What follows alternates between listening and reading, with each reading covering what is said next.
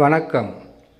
சிம்ம ராசி ஆங்கில புத்தாண்டு ராசி பலன்கள் 2025 முதல் 2026 வரை. சிம்ம ராசிக்காரர்களுக்கு 9 கிரகங்களால் எத்தகையான நற்பலன்கள் கெடுபலன்கள் தரப்போகிறது என்பதை சிறு விளக்கமாக பார்ப்பது தான் இந்த பதிவு. சிம்ம ராசி சூரிய பகவான் ஆட்சி அமைக்கின்ற ஒரே ராசி சிம்ம ராசி. அது மட்டும் இல்லாமல் சிம்ம ராசிக்காரர்களுக்கு பல வகையான வாழ்நாள் முழுக்க வரக்கூடியது எதிர்ப்பு, எதிரிகள், மறைமுக கஷ்டங்களை கொடுக்கின்ற பகைவர்கள். இவர்களுடன் போராடி வெற்றி பெறுவதுதான் எப்பொழுதும் சிம்ம ராசிக்காரர்களுக்கு இருக்கக்கூடிய பிரச்சனை. இப்பொழுது சிம்ம ராசிக்காரர்களுக்கு ராஜ கிரகங்கள் என்று சொல்லக்கூடிய குரு, சனி, ராகு, கேதுக்கள் தரக்கூடிய சாதக பாதக பலன்களும், உபகிரகங்கள் என்று சொல்லக்கூடிய சூரியன், சந்திரன், செவ்வாய், சுக்கிரன், புதன் என்று சொல்லக்கூடிய 5 கிரகங்களும் தரக்கூடிய பலன்களை பற்றி பார்க்கலாம். சிம்ம ராசிக்காரர்களுக்கு 2025 அஷ்டம சனியாக சனி பகவான் அமருவார். 2ஆம் இடத்தில் இருந்து ஜென்ம ராசிக்கு கேது பகவான் வந்து அமருவார். கேது பகவான் ஜென்ம ராசியில் அமரும்போது 8ஆம் இடத்தில் இருக்கக்கூடிய ராகு பகவான் 7ஆம் ராசியில் வந்து அமருவார். இதில் இருப்பதிலேயே உங்களுக்கு வரக்கூடிய கெடு பலன்களும், நடந்து கொண்டு இருக்கக்கூடிய பல வகையான கஷ்ட நஷ்டங்களை தருகின்ற கெடு பலன்களிலிருந்து காப்பாற்றுவது குரு பகவான் மட்டும்தான். இப்போ இருப்பது கெட்ட இடங்கள் என்று சொல்லக்கூடிய 10ஆம் ராசியில் அமர்ந்திருக்கக்கூடிய குரு பகவான் சனி பெயர்ச்சி, ராகு கேது பெயர்ச்சி நடக்கும்போது குரு பெயர்ச்சியும் நடக்கும். 11ஆம் இடத்திற்கு வருவது நீங்கள் செய்த பூர்வ புண்ணியம்.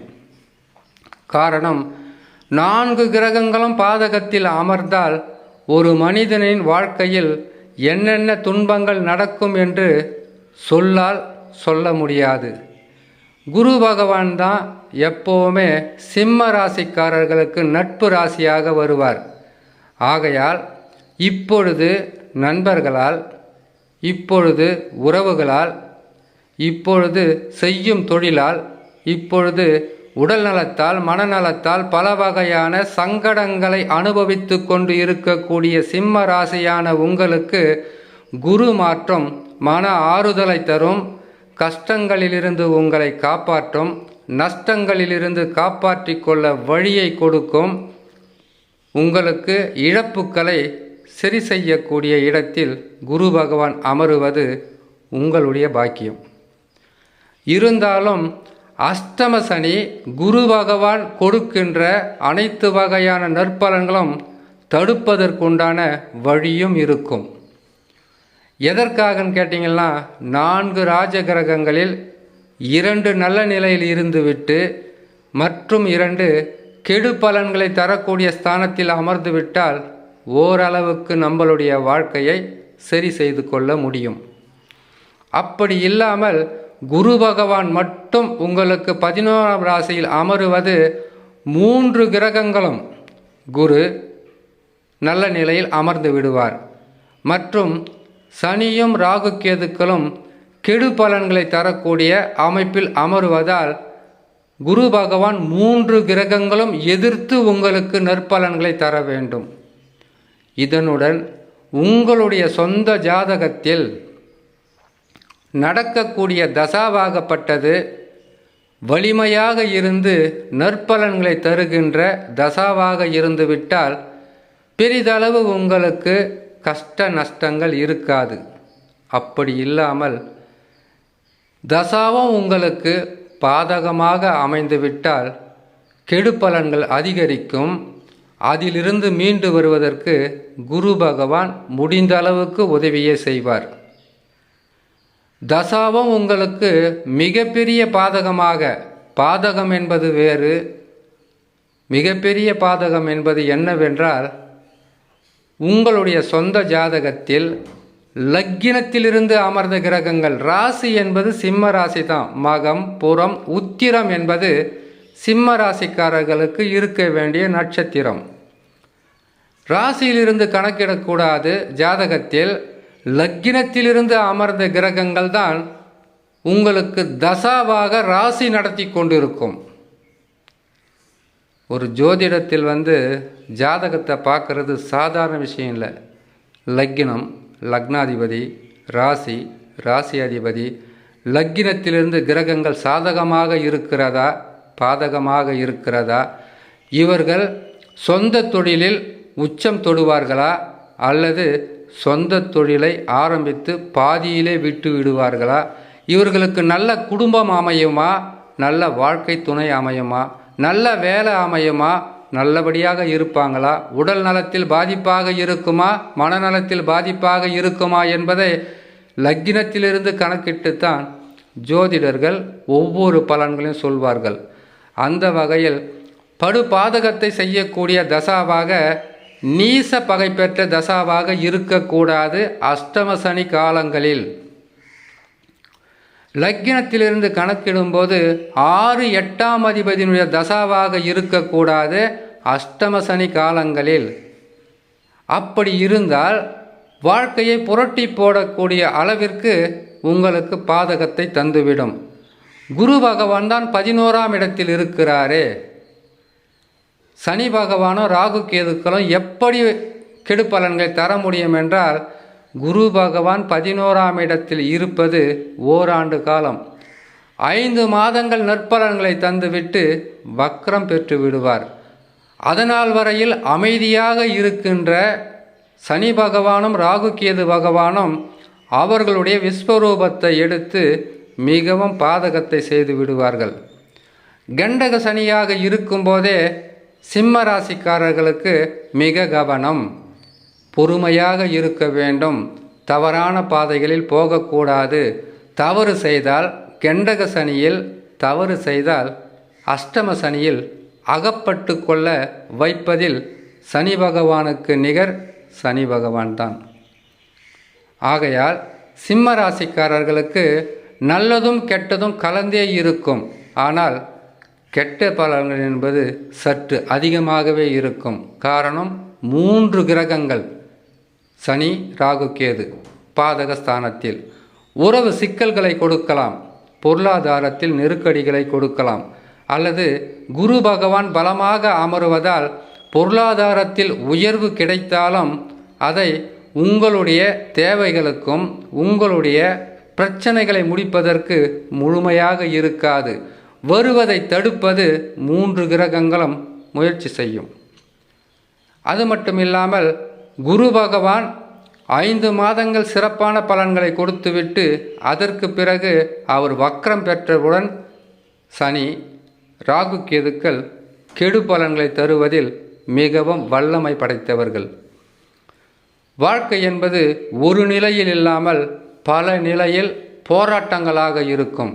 தசா சரியில்லாதவர்களுக்கு உடல்நிலை பாதிப்புகள் வரலாம், மனநிலையில் பாதிப்புகள் வரலாம், குடும்பத்தில் பிரச்சனைகள் வரலாம், கணவன் மனைவிக்குள் கருத்து வேறுபாடுகள் வரலாம், எண்ணற்ற துன்பங்களாகவே இருக்கலாம். வாழ்க்கையை வெறுக்கக்கூடிய அளவிற்கு துன்பங்களை தருவது தான் இந்த அஷ்டம சனி, ராகு கேதுக்கள் பாதகமான ஸ்தானத்தில் அமருவது.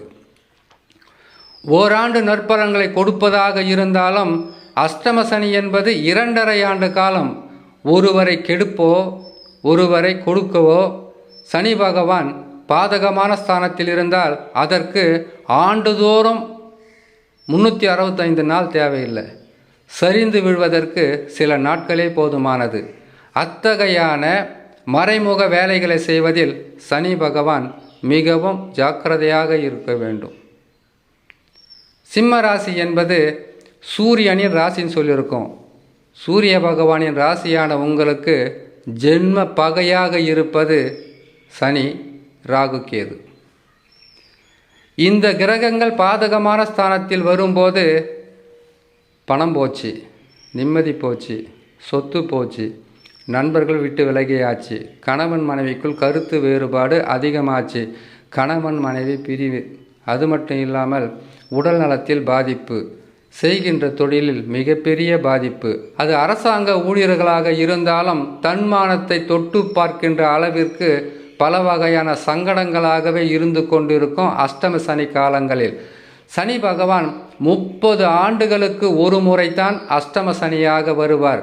சனியை வைத்துத்தான் அனைத்து ஜோதிடர்களும் சொல்லுவாங்க, 30 வருஷம் நல்லா வாழ்ந்தவங்களும் கிடையாது, 30 வருஷங்களுக்கு அப்புறம் தாழ்ந்தவங்களும் கிடையாதுன்னு சொல்லுவாங்க.